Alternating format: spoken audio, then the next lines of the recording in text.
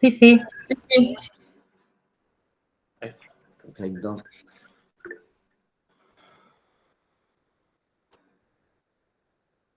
Bueno, hoy vamos a estar viendo el tema de interpretación de los contratos. Lo vamos a estar viendo en 2 clases. Lo vemos hoy y lo terminamos el lunes. No es un tema muy largo, así que vamos a ir despacito, tranquilos. Tenemos varias cosas para charlar. ¿Cuándo tienen segundo parcial ustedes? ¿Tienen después del lunes o todavía les falta? El 30. Lo tenemos el jueves 30. Jueves 30. El lunes sería nuestra última clase. Bueno, entonces queda que veamos interpretación y después parcial. ¿Y este tema que usted va a dar entra en el parcial? Imagino que sí. Imagino que hasta el último tema entra. Porque ya después ya estamos, terminamos, ¿no? La parte general. Claro, se tomaba el 30 y en realidad era la última fecha que tenían disponible los profesores para poder tomarnos, porque ya después empieza el intensivo de invierno. Perfecto, entonces este tema seguro va a entrar, eso no tengan ninguna duda, porque ustedes ya este cuatrimestre terminan parte general y el cuatrimestre que viene empezamos a ver contratos especiales, ya empezamos a ver los tipos contractuales, compraventa, locación, etc. Todos los contratos. Así que la parte general hay que terminarla. La modalidad, como siempre les digo, discúlpenme, no lo sé. Eso se lo tendrán que preguntar a Leonardo. Si tienen dudas, si él no se los dijo, la última clase que lo vieron, cualquier cosa, después le consultan por el grupo. Si no, díganme que yo cualquier cosa el lunes mismo le pregunto algo, si no, para ver qué les puedo traer de información el lunes. Profe, perdón, más allá de esa información que nos interesa a todos, los que rendimos recuperatorio todavía no tenemos las notas.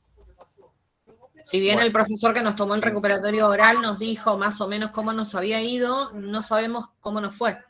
¿Les tomó el adjunto? ¿Les tomó Leonardo? Sí. Bueno.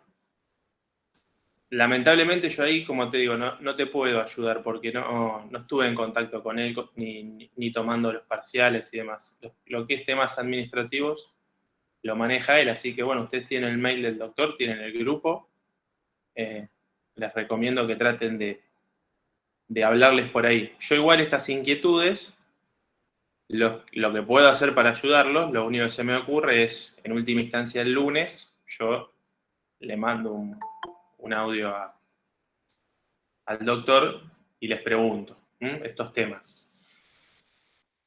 Notas, si no las mandó, si quiere que les diga algo, modalidad, si me lo dice, y bueno, si les puedo traer información y darles una mano en ese sentido, se las doy.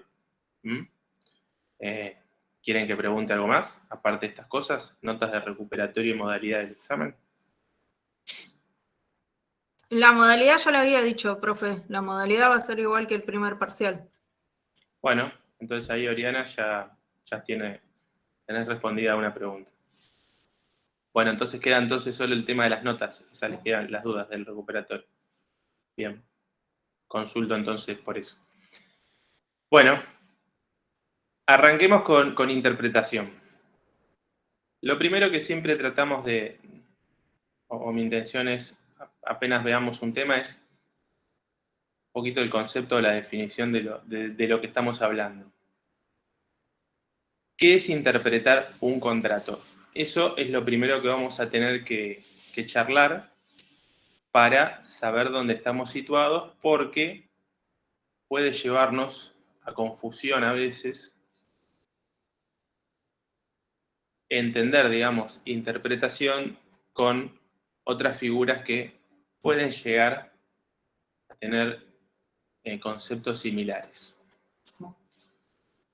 Cuando uno realiza la tarea de interpretar, en este caso, en lo que nos compete a nosotros, un contrato, es decir, una cláusula contractual, cuando nosotros vemos que hay algunos conceptos o algunos preceptos de esa cláusula que, digamos, son oscuros o son ambiguos. Cuando nosotros, al hacer un primer análisis del contrato, notamos que hay conceptos oscuros o ambiguos, vamos a tener que definir el verdadero significado o alcance de esos conceptos. Y hacer eso, o sea, decir cuál es el verdadero significado o alcance de esos conceptos que están en las cláusulas contractuales, eso es interpretar un contrato. ¿Mm? De acá entonces, importante tener en cuenta que lo que vamos a tener que hacer, perdón, que lo que vamos a anotar es que hay una cláusula que es oscura o que es ambigua, pero está, existe y no hay un vacío en la cláusula. ¿Por qué les hago esta, si se quiere, esta aclaración? Porque esta es la primera diferenciación importante con otro instituto que es parecido, es similar, pero no es igual, que es la integración de un contrato. Cuando el juez tiene una cláusula, oscura o ambigua, como yo les digo, por X razones que suceda, podrá suceder por muchas maneras. Por ejemplo, una palabra que tenga diferentes significados e inserta en esa cláusula, uno no sabe bien cuál es el significado correcto que hay que tomar, etc. O una cláusula que uno, leyéndola, le da la sensación que es ambigua, no se comprende bien, ¿no? O sea, haciendo el ejercicio de la comprensión lectora, uno no termina de entender muy bien a qué se está refiriendo. Diana, estamos viendo interpretación de los contratos. Lo vamos a ver hoy jueves y lo vamos a terminar el lunes. Y por lo que me han contado es el último tema que tienen para ver de la parte general. Continúo.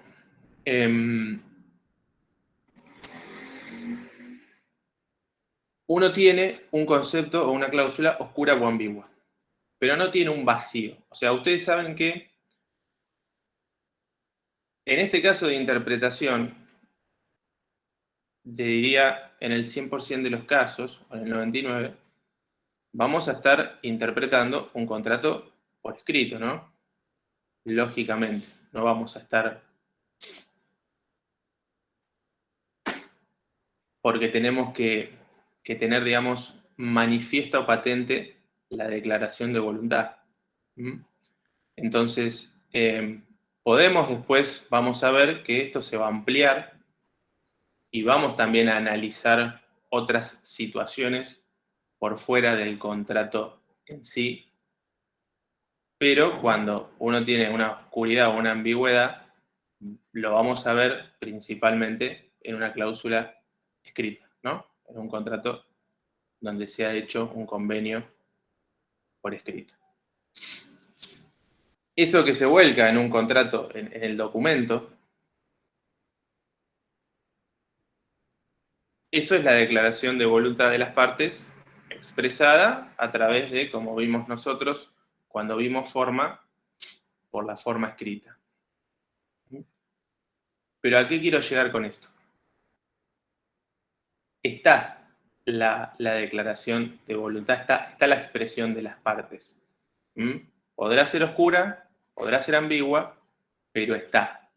Cuando uno habla de integración, a las cláusulas le falta algo. Hay como que están incompletas. Esa es la gran diferencia que tiene interpretar e integrar. Interpretar, como les dije, es determinar el significado y el alcance de algo que es oscuro ambiguo.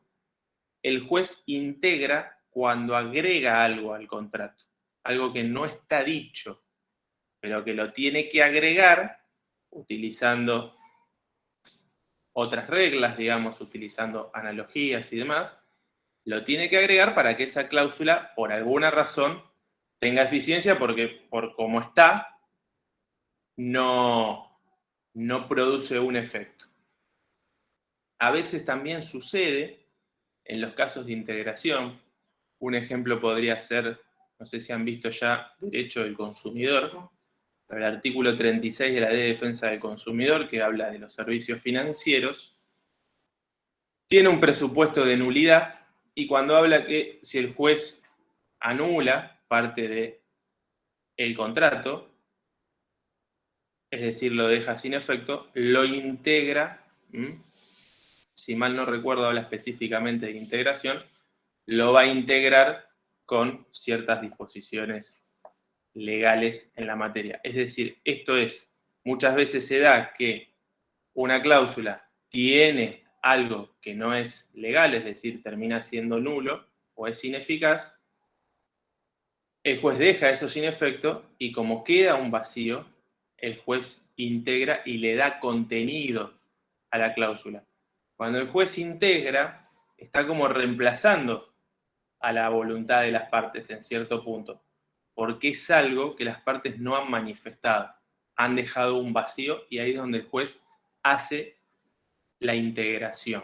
En cambio, cuando interpreta, la declaración de las partes está, es patente, pero no es clara, confusa, es oscura, es ambigua y por esa situación el juez tiene que determinar el significado y el alcance de esa cláusula. ¿Se entiende esto? ¿Se entiende esta diferencia entre interpretar un contrato e integrar un contrato?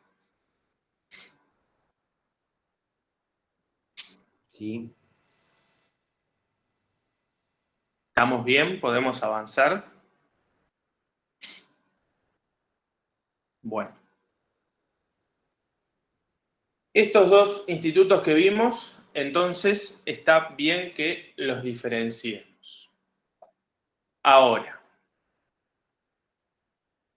¿cómo nos damos cuenta que hay que interpretar un contrato?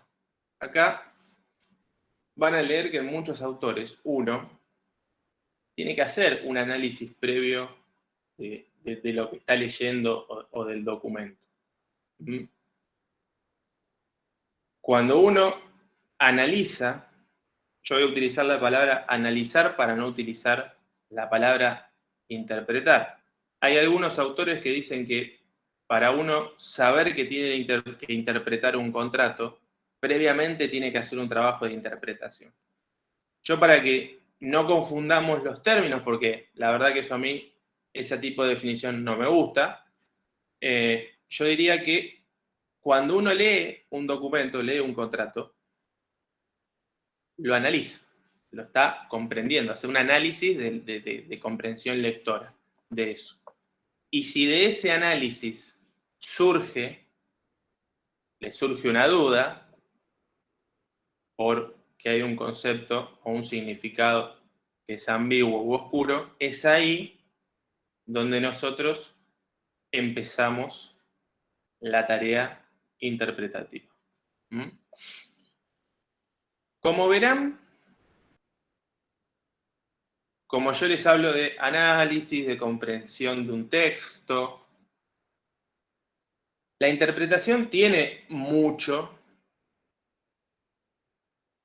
de cierta cuestión subjetiva. Es muy difícil llevarlo o objetivarla al extremo. Como nosotros vamos a ver, hay reglas, hay principios que el juez tiene que seguir.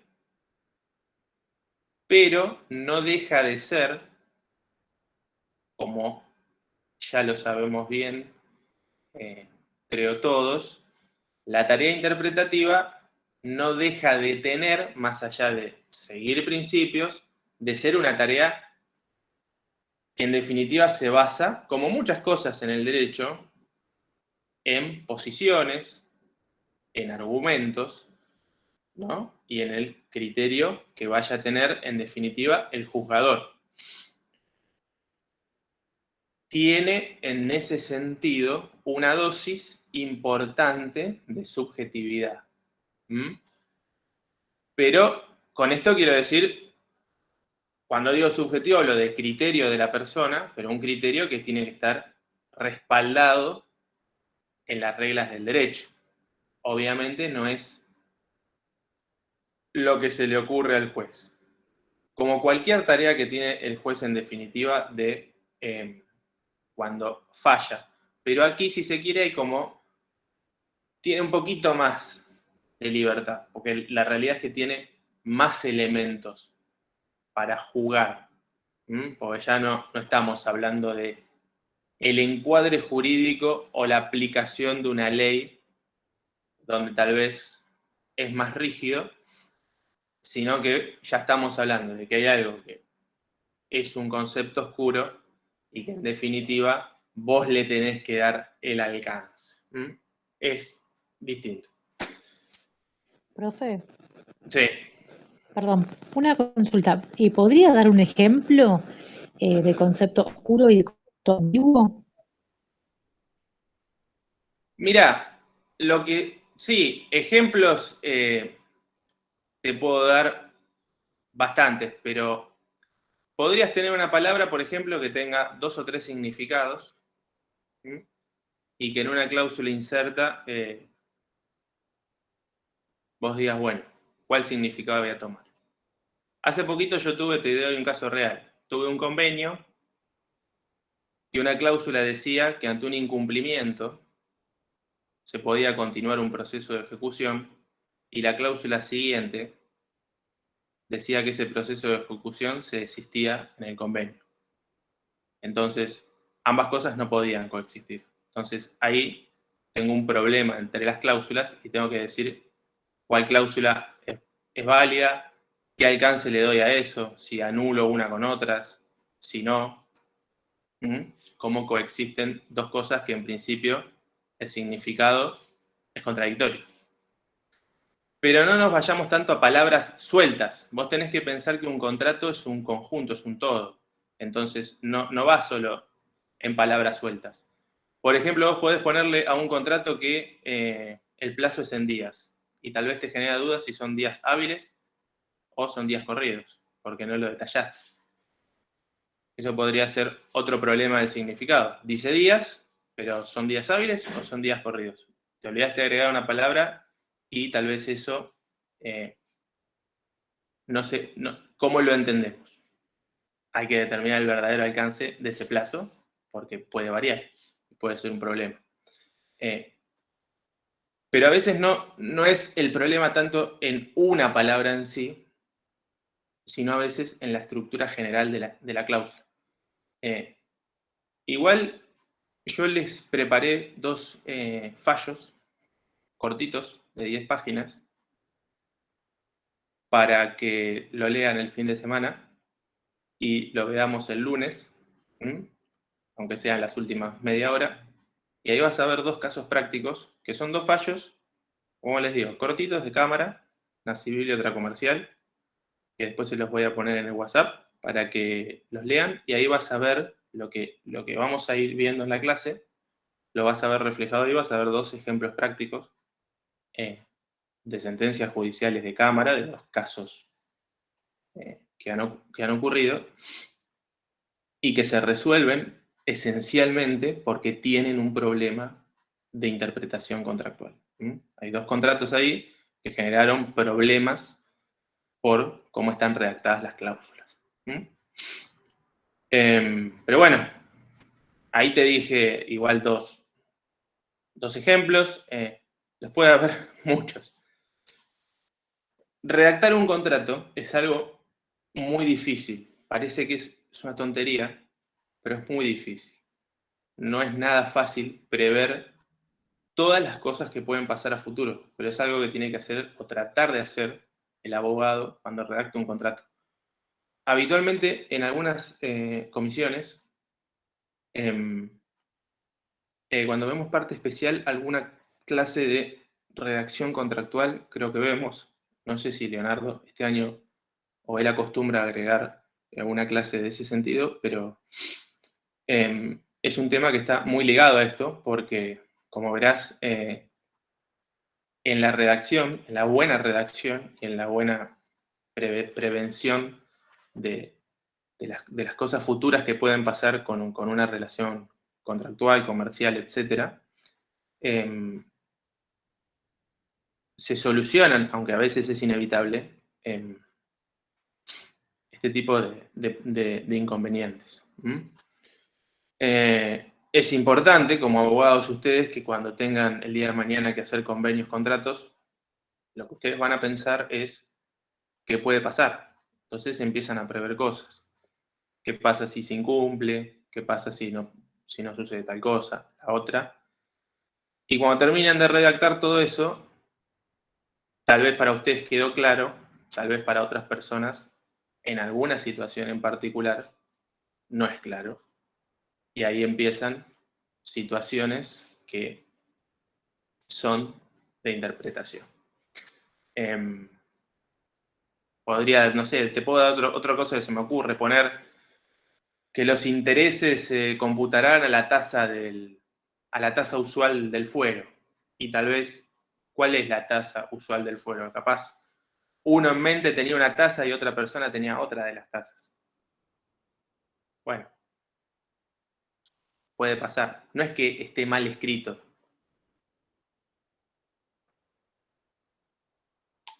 El significado puede ser ambiguo, ¿no? Se me ocurren otras cosas, te voy diciendo, pero no sé si con eso un poco sacié la curiosidad. Pero bueno, vamos a ver, yo les voy a pasar 2 fallos para que charlemos. Como no es un tema muy largo, seguro vamos a tener un tiempito la clase que viene, así que me gustaría que lean eso para que ustedes vean que lo que vemos acá, que parece teórico, tiene aplicación práctica y hay soluciones judiciales y problemas judiciales grandes que se pueden dar y que esto puede ser importante.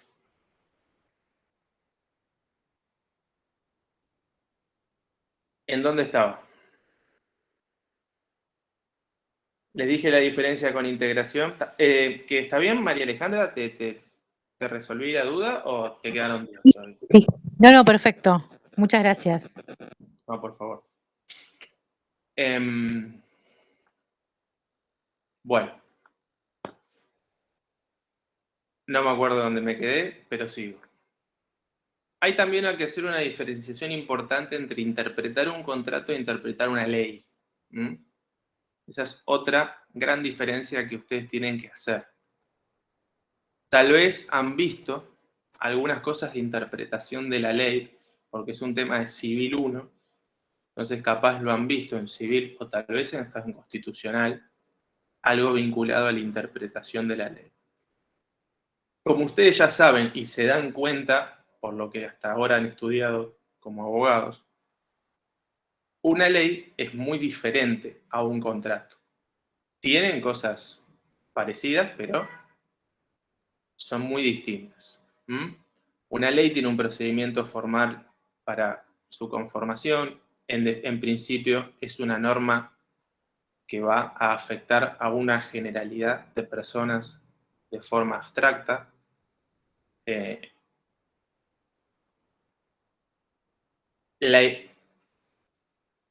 La voluntad en su formación es una voluntad plural, pero muy plural porque tiene que ver con la Cámara de Diputados, con el Senado, hablando de leyes nacionales, provinciales. Por ende, tiene cuestiones ideológicas y políticas en su conformación. Así que cuando se interpreta una ley, aparte, el juez, cuando interpreta una ley, no puede hacer decirle a la ley algo que no corresponde, porque si no estaría violentando, ¿no?, lo que es la división de poderes entre el Poder Judicial y el Legislativo. Así que bueno, tiene condimentos diferentes. Puede tener algunos principios comunes, como el principio de conservación, que lo vamos a ver. En ambos casos tal vez uno puede apuntar a la finalidad de la ley, como también mirar la finalidad del contrato a la hora de interpretar. Pero la tarea que tiene que hacer el juez en ese caso es distinta a la tarea o a la que va a hacer en el ámbito contractual. Hay diferencias. Ya desde el vamos, como lo venimos diciendo, no es lo mismo. No es lo mismo interpretar una cláusula contractual que tiene o que en principio es la declaración de voluntad de dos partes, interpretar una ley que va a afectar a las partes del proceso, pero no emanó de ellas, no es, digamos, la declaración de voluntad de esas partes que intervienen en el proceso, proviene de un poder del Estado, afecta a diferentes tipos de individuos, no solo a esa situación en particular, ¿no? Hay que tener presente, obviamente, la Constitución Nacional. Entonces, el marco de interpretar la ley es un marco muy distinto, un contexto muy distinto a lo que tiene que ver un juez cuando interpreta un contrato.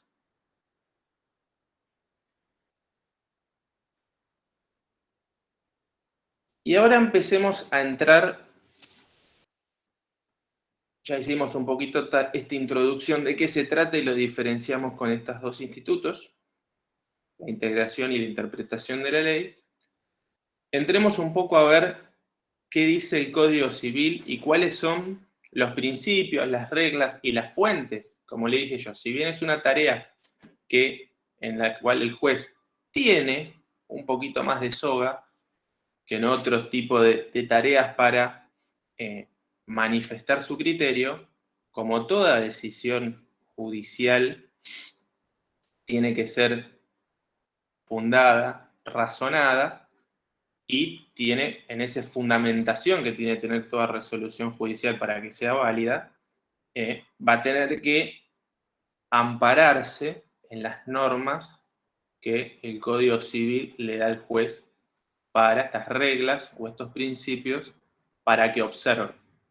Si él se va por fuera de esto, bueno, entonces tendrán ustedes agravio suficiente para tratar de revertir en una apelación o la decisión del magistrado entendiéndola errónea, ¿no? Que esa sería, digamos, su tarea como abogados cuando atacan una resolución judicial, que es justamente mostrar que el juez se ha equivocado en su fundamentación y en su razonamiento. ¿Dónde vamos a encontrar normado estas reglas? Como les dije, en el Código Civil y Comercial de la Nación. Antiguamente estaban en el Código de Comercio algunas, otras, como nos pasaba antes en el Código, estaban como un poco desperdigadas.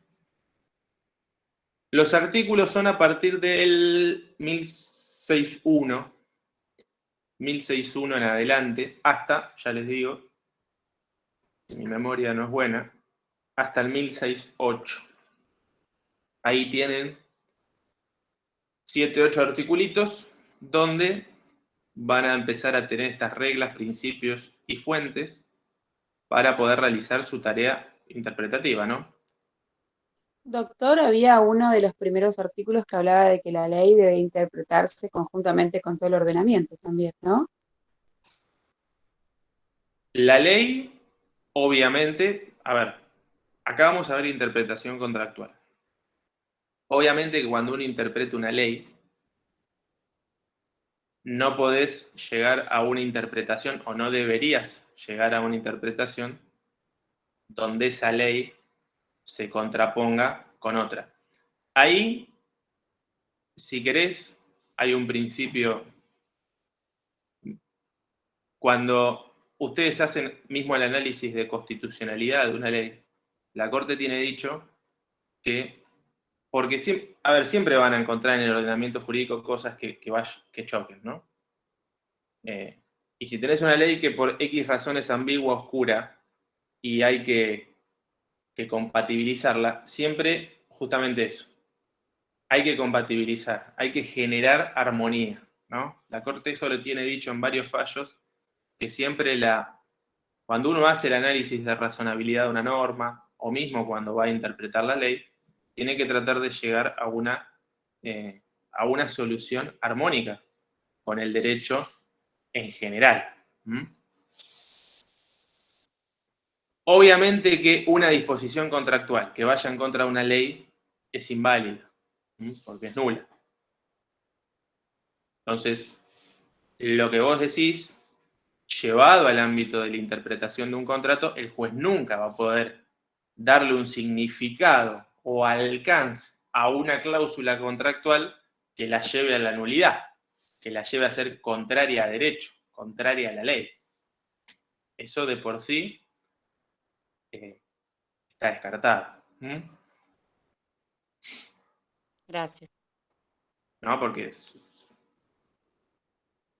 si las partes dijeron algo que es contrario a la ley, eso va a ser nulo, no es válido. Por ejemplo, si hay alguna norma de orden público que no puede ser... Ustedes saben que hay ciertas normativas que pueden ser de un orden público relativo, es decir, ponen un piso mínimo, las partes pueden pactar hacia arriba. Y hay otras normas que son orden público absoluto, no se puede pactar en contrario a ellas. Disposiciones legales. Entonces, si te encontrás, por ejemplo, con X disposiciones contractuales que violentan el orden público, ya sea porque reducen, van por debajo del mínimo legal o porque directamente son contrarias, esas disposiciones son nulas. Pues ya ahí entramos, ya no tanto en interpretación, ya entramos en un problema de legalidad de la cláusula, que va a llevar a la nulidad y a la no aplicación de esa cláusula, y como les dije antes, si parte de esa cláusula es nula, no aplicable, después puede ser que sí o que no, que tal vez para que el contrato mantenga su eficacia, en un principio que vamos a ver acá, lo vamos a nombrar, que es el principio de conservación, es decir, que la idea es que cuando uno celebra un acto jurídico, es para que ese acto jurídico tenga efectos, entonces un principio, que como les decía antes, un principio que también se aplica a la interpretación de la ley, mantener que la ley se dicta por algo, no derogarla, no hacer una interpretación contraria. En el caso de los contratos, lo mismo, no sacarle el efecto a un contrato. Entonces, si vos tenés una cláusula contraria a la ley, puede ser que el juez entre, cuando le saca lo que es ilegal, integre, porque le sacó algo. Entonces tiene que poner algo nuevo. Entonces, por eso yo les dije que la integración está más vinculada a el vacío, no quiero decir el vacío legal, el vacío contractual, lo que las partes no han dicho, o cuando al contrato le saco algo porque es contrario a derecho, es nulo, no corresponde. Entonces, si le saco un pedazo y así y todo el contrato no puede tener sus efectos, muy probablemente el juez integre eso. Si puede hacerlo, si no, el contrato se cae por completo, pierde vigencia total. Pero sería el caso extremo.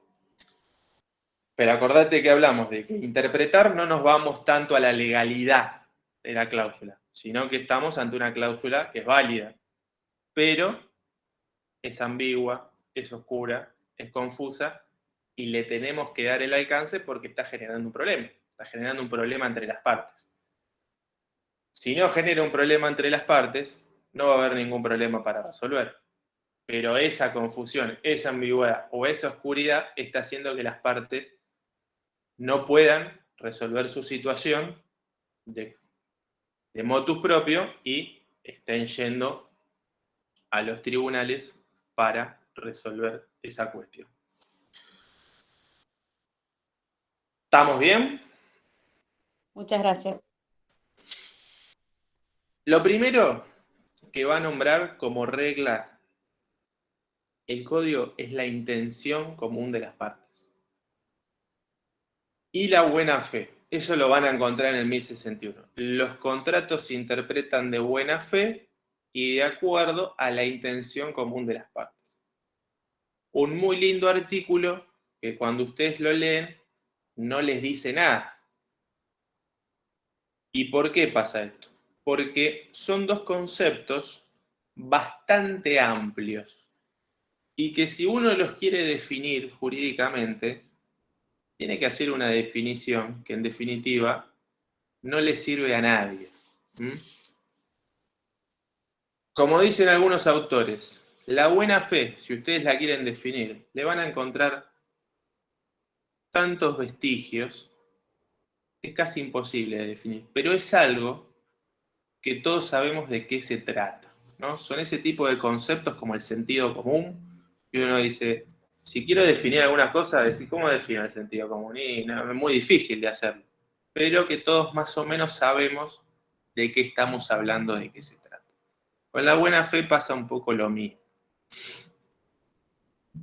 Igual, fíjense que la buena fe, aparte es un principio general, que es como que va irradiando en toda la materia contractual, no solo en interpretación. Los contratos se interpretan de buena fe, pero también se celebran de buena fe, se ejecutan de buena fe. Es un principio general del derecho, que tiene acá otra de sus variantes, impacta la interpretación, pero no es en el único lugar que impacta. Ahora, cuando hablamos de buena fe, si queremos dar, aunque sea, un acercamiento, pero no acotarlo, ¿viste? Cuando hacen esos chistes de definirlo, pero no lo limites, bueno, esto habría que hacerlo con la buena fe. Darle una definición, pero no limitarla. La buena fe se entiende cuando los contratantes actúan, si se quiere, con, en cierta medida, lealtad, sin sorpresas, sin dobleces, sin malas intenciones. Y lo van a ver vinculado alrededor de todas las reglas que vamos a ir viendo, porque impactan el principio de confianza, en la doctrina de los actos propios que se va a nombrar y demás. Como les digo, el primer principio es la buena fe. Parece un principio que ustedes, como les digo, al ser muy general, parece tonto, pero termina siendo igual de utilidad. Al no estar definido y no encorsetarlo, es algo que siempre se utiliza y que, como les digo, uno sabe de qué se trata y uno cuando tiene que resolver, muchos los jueces, lo nombran porque dan cuenta siempre de situaciones, como digo, van a dar cuenta de situaciones donde la parte tal vez actuó de una manera y después de otra, o una situación que no, tal vez uno dice, bueno, deberías haber dado una oportunidad más, amerituaba no ser tan intempestivo con determinada situación. Es un principio que es útil para argumentar o para razonar determinadas situaciones fácticas que se van dando en los problemas contractuales. Así que, lo primero es que los contratos se interpretan de buena fe y después habla de intención común de las partes. ¿Qué es la intención común de las partes? Este es otro concepto amplio, difícil también de definir, pero es más definible. Habla de intención común, entonces lo primero que podemos sacar a resolución es que no es la voluntad ni de una parte vista de manera individual ni de la otra. Tenemos que pensar en conjunto, en un todo, en ambas, en qué quisieron decir las partes o cuál en principio parecería ser esa intención de ambas. Es como fusionar las dos voluntades. Como estamos diciendo, en el contrato las partes expresaron su voluntad. ustedes saben que el consentimiento, como dijimos, una de sus formas de manifestarse, que es justamente lo que llamamos forma escrita. Entonces, el contrato no es más que la conclusión o la forma, ¿no?, de ese consentimiento. Entonces, ahí tenemos la voluntad de las partes, manifestada, evidente. Ustedes saben que, vieron que en el derecho están esas teorías, seguramente capaz las han nombrado cuando vieron consentimiento, de, bueno, lo que una parte expresa y las intenciones ocultas, digamos, sus propias intenciones, pero que no las manifestó. Bueno, a nosotros siempre nos interesa lo que se manifestó y lo que se expresó, sobre eso vamos a trabajar. A veces esas intenciones particulares, si se las quiere tomar en cuenta, ¿se acuerdan que nosotros creo que lo vimos cuando hablamos de la causa fin, o cuando se habla de la finalidad de un contrato con la frustración del fin del contrato? Bueno, a veces hay una finalidad, ¿no? Pero siempre esa voluntad o esa finalidad propia de cada parte tiene que tener un correlato, no puede quedarse en su esfera interna siempre, ¿sí? Tiene que salir, aunque sea un poquito a la luz, se tiene que manifestar para que la podamos conocer, porque si no, ¿cómo la conocemos? ¿Cómo nos enteramos? Entonces acá, cuando hablamos de intención común, va a ser mirar estas dos voluntades, que en definitiva concluyen en el contrato. Después vamos a darnos cuenta que no solo vamos a mirar las cláusulas, sino que puede que miremos más cosas para interpretar algo, tratativas previas, actos jurídicos que se hicieron posterior a la firma del contrato, o, le digo, tratativas previas anteriores, los famosos pourparlers, todo lo que hace, en definitiva, es vinculado con la responsabilidad precontractual. Vamos a ir viendo también esas cosas, es probable que las veamos para empezar a construir un poco, ver qué quisieron o qué quisieron manifestar las partes. La intención común, en definitiva, algunos la pueden definir como esta fusión de estas dos voluntades, que es la que se haría un tercero, ¿viste? Un tercero que ve de afuera el contrato, analiza esta situación, analiza cosas previas, cosas posteriores, qué es lo que se dijo, qué es lo que no se dijo, y a raíz de ello se hace una idea, digamos, ¿no?, de esa media razonable de qué es lo que se quiso expresar. Lo más importante es que no nos tenemos que centrar ni en la voluntad de uno ni en la voluntad del otro. No tenemos que tratar de hacer una fusión, y eso es lo que vamos a llamar intención común de las partes, que sigue siendo, como les digo, igual un concepto abstracto también, en cierta medida. Sigue siendo un concepto general y un poco abstracto como la buena fe, que más o menos sabemos a qué se refiere, pero que tampoco es algo, ¿no? Son como es el paraguas, y después se va a derramar en cosas más puntuales. ¿Hasta acá estamos bien?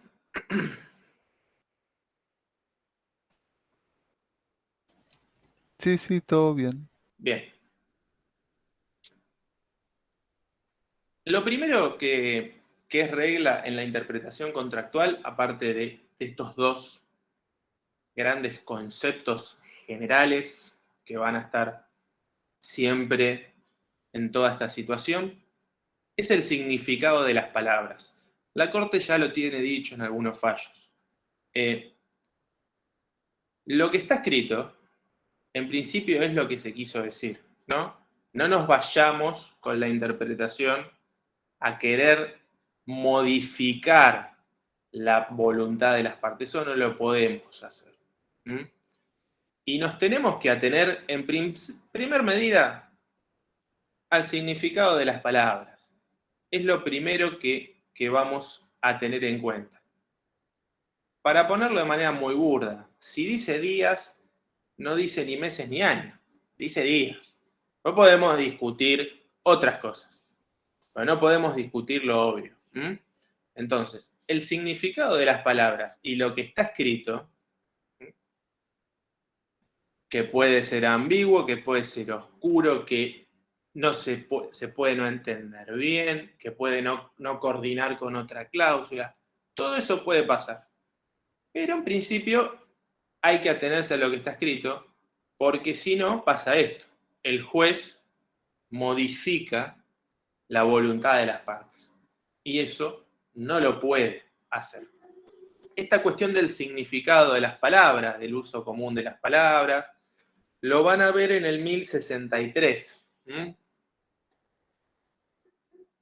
Dice, las palabras, bueno, se van a entender por su uso, primero el uso común, el uso normal, significado común y normal que tiene.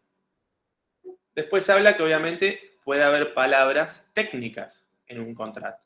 Bueno, eso va a depender si efectivamente las partes, ¿no?, tienen cierto nivel técnico. Entonces, en ese caso, la palabra la vamos a tener que emplear en su significado técnico.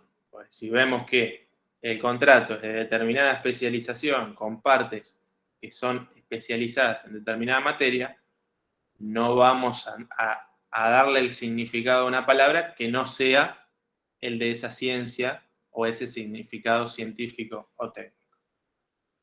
Después habla también del idioma. Los contratos pueden no ser siempre en el idioma castellano, aunque sea el español, aunque sea lo habitual. También pueden tener contratos que sean redactados en inglés. A su vez puede haber contratos redactados en inglés que a su vez tienen traducción en otros idiomas o varios. Y ahí, bueno, ya es un tema más complejo, pero a veces ahí la doctrina tiene dicho que, bueno, el idioma madre de ese contrato capaz es el primer idioma en el cual uno tendría que ver el significado de la palabra y no en el idioma de la traducción. O tal vez a veces las partes también pactan un poco ciertos significados, ¿no? O darle primacía a un idioma sobre el otro, cuando los contratos están en diferentes idiomas. También algo muy normal que pueden ver en algún tipo de contratos, por ejemplo, fideicomisos, que son contratos bastante grandes, o tal vez leasing. Algunos contratos que tienen, o en el de franquicia también, pueden encontrar glosarios, ¿no? No sé si ustedes lo han visto alguna vez. Algunos contratos tienen un glosario de palabras. En ese caso, las partes mismas, al hacer un glosario de palabras, con el significado, le están diciendo o están manifestando que esas palabras tienen ese alcance. Entonces, mal puede el juez entender el significado de esa palabra adoptando otros y las partes ya lo previeron. Entonces, esa es también una fórmula. Un poco utilizar el tema cuando ven ese tipo de contratos, eso está un poco referenciado en el Common Law, porque ustedes saben que allá es como que los contratos en sí mismos tienen muchas especificaciones, porque si bien hay normas escritas en el Common Law, no es al nivel que tiene el derecho continental que heredamos de Europa, ¿no? De la Francia y de Italia, ¿no? Del Código Napoleónico.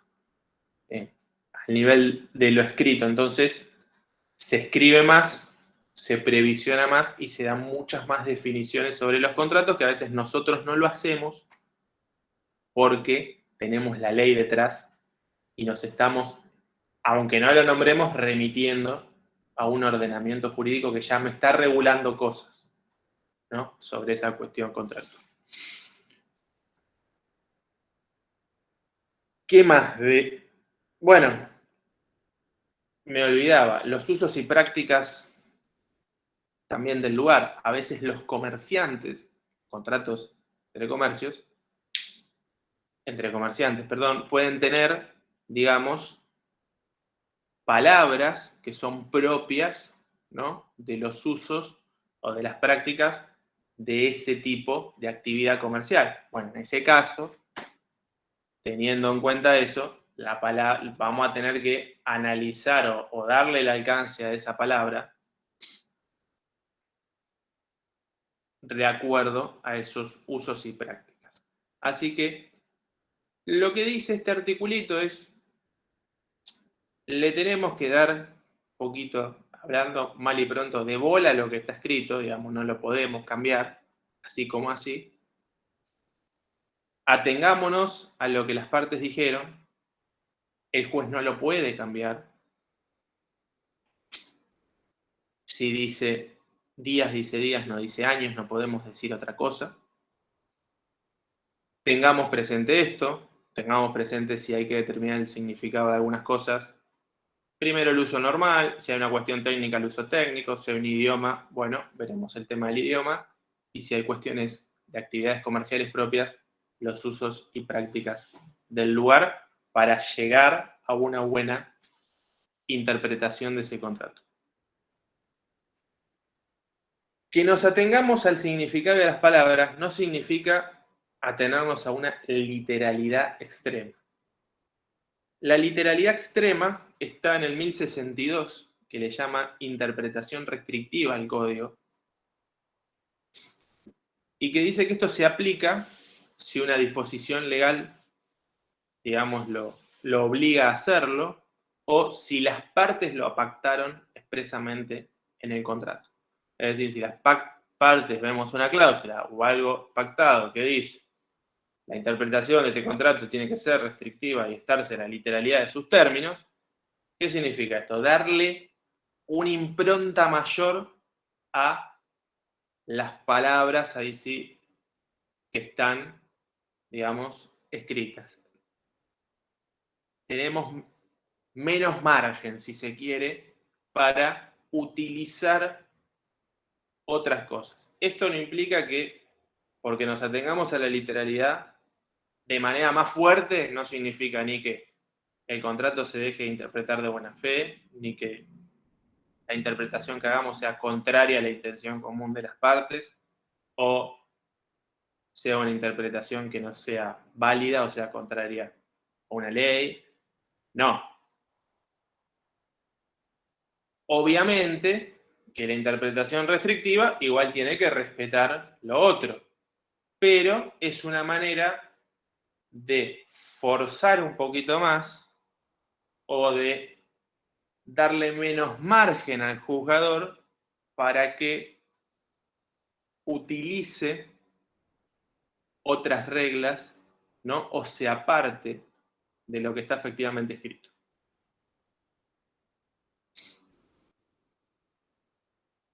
¿Se entiende hasta acá?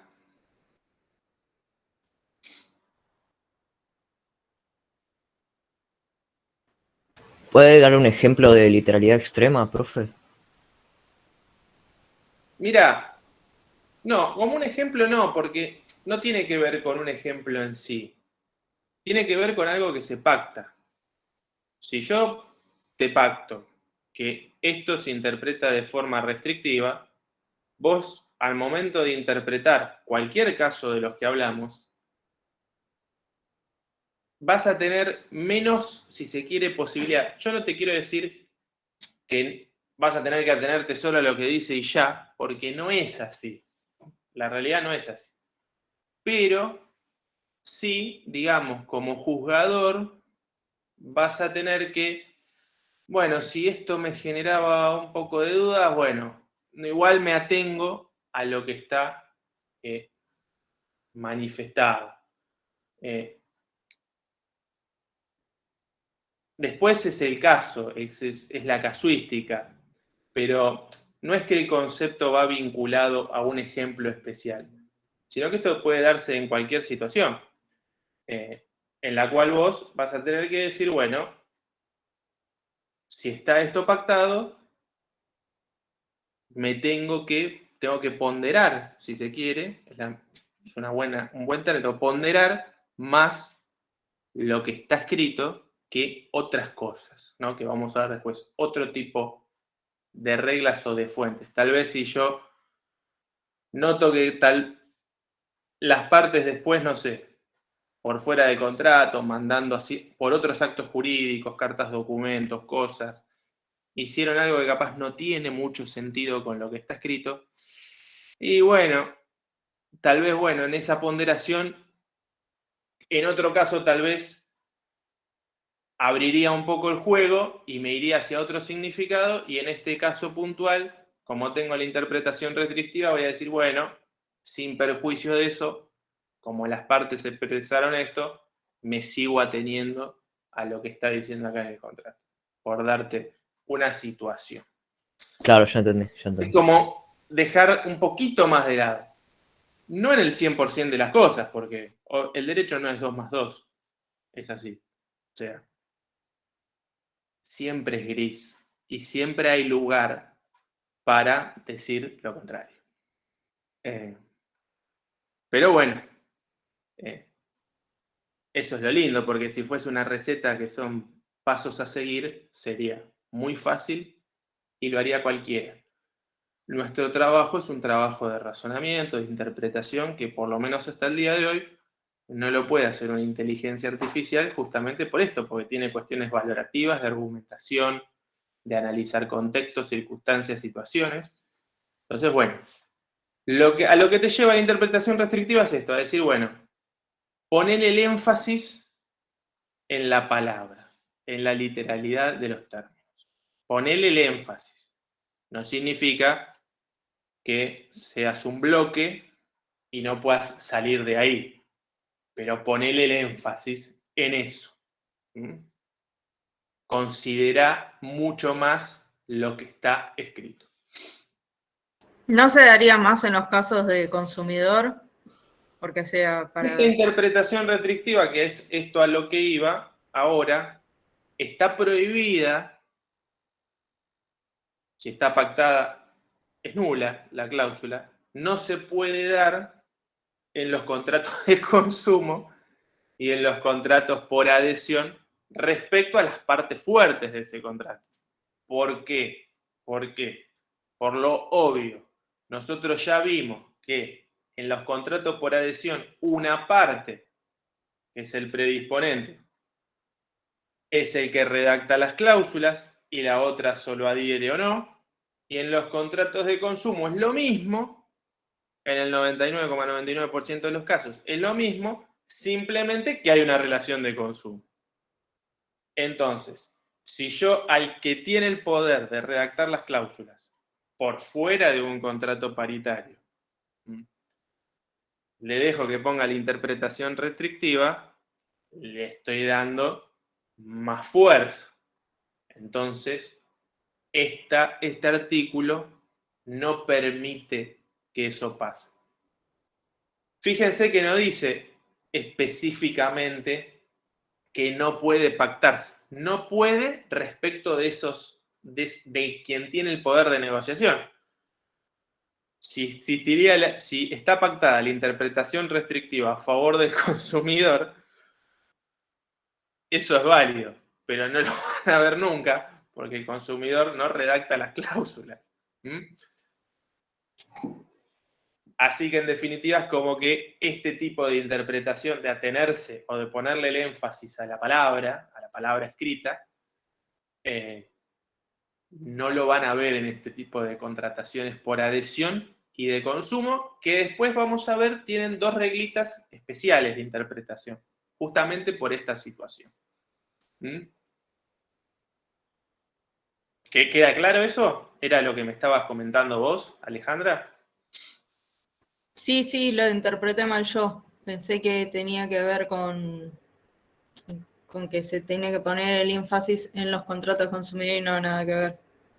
No, fíjate que dice, este artículo, es decir, la interpretación Sí, restrictiva, no es no es aplicable a las obligaciones. Sí. del predisponente y del proveedor en los contratos por adhesión y en los de consumo. Es decir, no les vamos a dar una herramienta más para que tengan mayor poder. Ya es suficiente que redactan las cláusulas, ¿no?, Que lo estoy diciendo como si fuese algo negativo, que yo les dije que no es negativo, es que es así la forma en la que se contrata por X razones. Tiene sus cosas buenas y tiene sus cosas malas como todo. Pero no se puede hacer contratos paritarios para toda la actividad comercial porque no se puede dar por una cuestión, lo que vimos, cuestiones de tiempo, de costos y de cosas. Bien. Sigo entonces y tal vez me voy quedando acá para tener... No me voy a ir mucho más porque así ya tampoco los libero muy tarde. La otra interpretación importante que se hace, el significado de las palabras ya lo vimos, con el énfasis de la restrictiva, de la literalidad, es la interpretación contextual. ¿Qué significa esto?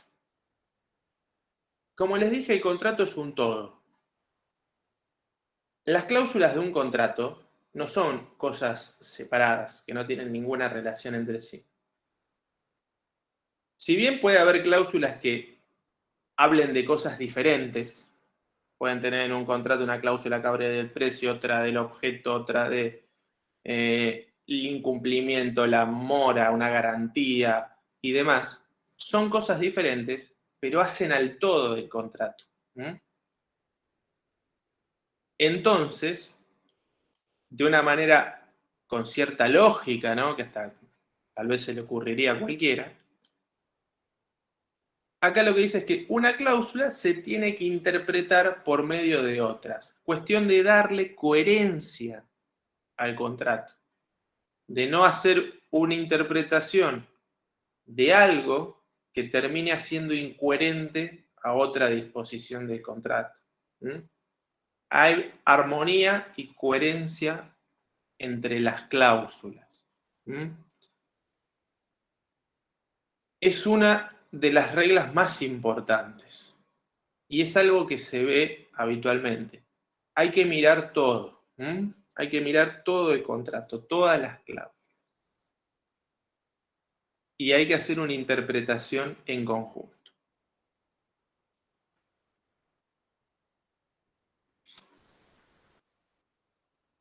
Acá, y después el código habla de algunas cositas más y con esto cierro. Habla de lo que son fuentes de interpretación. Y acá hay algo que yo entiendo que no me gusta cómo está normado, porque dice, cuando el significado, esto lo dice en el 1065, cuando el significado de las palabras interpretada contextualmente, es decir, cuando hicimos el análisis, nos fuimos a la primera regla, que es al significado, a los usos normales de las palabras y demás, y todo lo que charlamos antes. Y a su vez, también ya estuvimos viendo el tema de interpretación contextual. Cuando todo eso falló, tengo que tomar en consideración, dice, se debe tomar en consideración, porque dice, cuando todo eso no es suficiente, se debe tomar en consideración y dice, las negociaciones preliminares y las circunstancias en las que se celebró el contrato, la conducta de las partes, incluso la posterior, o sea, la conducta mientras se ejecutó el contrato, si es un contrato de duración, posterior tal vez a la ejecución, y la naturaleza y la finalidad del contrato. Ustedes van a ver, ¿por qué digo que esto no me gusta? Porque esto para mí es algo que se da en conjunto con lo anterior. No se puede. No es que, bueno, primero miro el significado, miro también la interpretación contextual, miro la buena fe, la intención común de las partes, y si eso no me alcanzó, voy a mirar esto. No se da así. Porque en muchas de estas cosas también puede estar inmersa la buena fe. En la conducta de las partes puede estar inmersa la buena fe. Entonces, ¿cómo no la voy a mirar si la buena fe es un principio rector? ¿Cómo no voy a mirar la finalidad del contrato o la naturaleza? Es como que este artículo hace como una especie de orden de prelación. Primero el significado, después la interpretación contextual, todo eso amparado de buena fe e intención común de las partes, y si eso no me basta, arranco con lo otro. ese orden o eso que intenta hacer como está escrito, a mi entender, lo van a ver en los fallos, no se da así. La interpretación es como que se da todo junto, como que hay que mirar todo. Hay que mirar qué hicieron las partes, porque en la conducta está la buena fe. Van a ver que el principio, este lo voy a dejar para la clase que viene, pero el principio de confianza tiene que ver con la conducta. Así que, ¿cómo voy a analizar ese principio si no analizo la conducta? Las cosas que se hicieron antes del contrato y cosas posteriores, de vuelta, principio de confianza, buena fe, conducta, doctrina de los actos propios, tiene que estar todo integrado. La buena interpretación es la que armoniza todo. Y no veo yo que sea un orden de prelación como este artículo, a mi entender, si uno lo lee, le da esa sensación. Yo veo que esto se tiene que analizar siempre y en conjunto con lo que venimos hablando, con el significado de las palabras, con las otras cláusulas y a su vez también mirando las conductas. Tengo que tener presente todo porque si no, yo entiendo que no puedo llegar a la intención común de las partes, ni puedo llegar a la buena fe, esos dos principios rectores que hablamos de la interpretación, si no miro también estas cosas. Hay que mirar todo y todo al mismo tiempo y hacer la mejor argumentación o la mejor fundamentación que armonice y le dé coherencia a todos estos principios juntos, en la mejor medida posible, ¿no? Esa es, a mi entender, la mejor manera de interpretar. Lo importante de este artículo es que, como les dije, estas cosas se van a ver, ¿no? Vamos a ver qué hizo la parte antes, qué pasó al momento de la celebración, qué pasó después, qué pasó durante la ejecución, la conducta de las partes, cómo, ¿no? Y ahí pueden tener un montón de cosas. Cartas de intención que se hicieron antes de la celebración del contrato, memorandos, simples papeles, simples comunicaciones informáticas hoy por hoy, un montón de cosas que se dan antes de un contrato, cartas de documento, tal vez posteriores a la celebración del contrato, que dan la pauta de cómo entendió esa persona una cláusula o no. O sea, te puede dar una pauta de qué es lo que está viendo. Actos de ejecución, si el contrato como líos de ejecución de duración, bueno, ¿qué se vino haciendo? Si se vino haciendo X cosas hasta ahora, después de un día para el otro, no me vas a decir que lo que venías haciendo antes ahora ya no corresponde más. Doctrina de los actos propios. Todo eso es parte, la finalidad propia del contrato. ¿Cómo voy a dar una interpretación en contra de la finalidad o del objeto o de la naturaleza del contrato? Son cosas que siempre lo tenemos en cuenta. Cuando hablamos de eso, podés hablar de objeto, podés hablar de causa. O sea, ahí tenés mucha tela para cortar, pero me parece que esto, por eso digo, no me gusta cómo está escrito porque da la sensación como que esto lo mirás si lo anterior no llega. Y me parece que esto hay que mirarlo siempre. Por lo menos creo que se da así en la práctica y mismo en el proceso mental de interpretar algo, o sea, si es muy difícil escindir todo eso al momento de analizar la situación para llegar a decir, bueno, esto lo entiendo de esta manera y le doy este alcance. Bueno, nos quedamos en el 1065, entonces. Vamos a repasar un poquito la clase que viene, los libero 15 minutos antes. Está bien, ¿no? Termina 9:30 esto, ¿no? Sí. Sí. Los libero y vemos principio de conservación, que algo dije, protección de la confianza, que es un poquito, como estaba diciendo, buena fe y algunas cositas de actos propios y demás, que tiene que ver un poco con todo esto, y expresiones oscuras, que es como un articulito de cierre. ¿Qué pasa si todo falla? O si todo falla, ahí tenemos otra. Vamos a terminar de ver el lunes los dos articulitos propios de los contratos por adhesión y de los contratos de consumo. Y ahora les mando en el coso de WhatsApp los 2 fallos que me gustaría que lean. Les dije, son fallos cortitos, no se asusten, son 10 páginas cada uno, o sea, son sencillitos, pero con letra grandecita, espaciados, ¿no? Nada de chiquitito. Y son fallos que lo que quiero que se centren a ver es, no hay que hacer ningún trabajo práctico, nada, es para charlar un poquito en clase, para que ustedes vean una aplicación práctica de esto.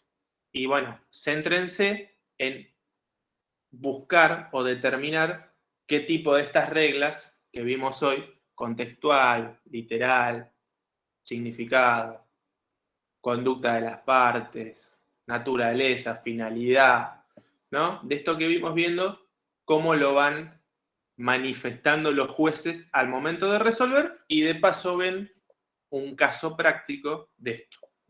Uno tiene que ver con un contrato de compraventa, si mal no recuerdo, y el otro tiene que ver con una cuestión comercial.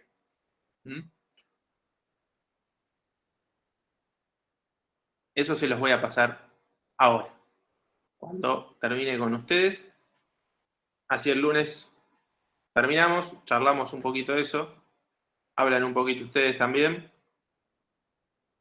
y después ya estudian para el parcial. Bueno, ¿dudas hasta acá? ¿Dudas? ¿Se entendió? No, doctor. Bueno. Todo bien. Sí. Bueno, entonces que tengan buenos Bárbaro. días. Gracias, hasta luego. Buenas noches. Hasta luego. Hasta la próxima. Buenas noches. Chao, buenas noches. Hasta luego. Chao. Chao, muchas gracias. Hasta luego.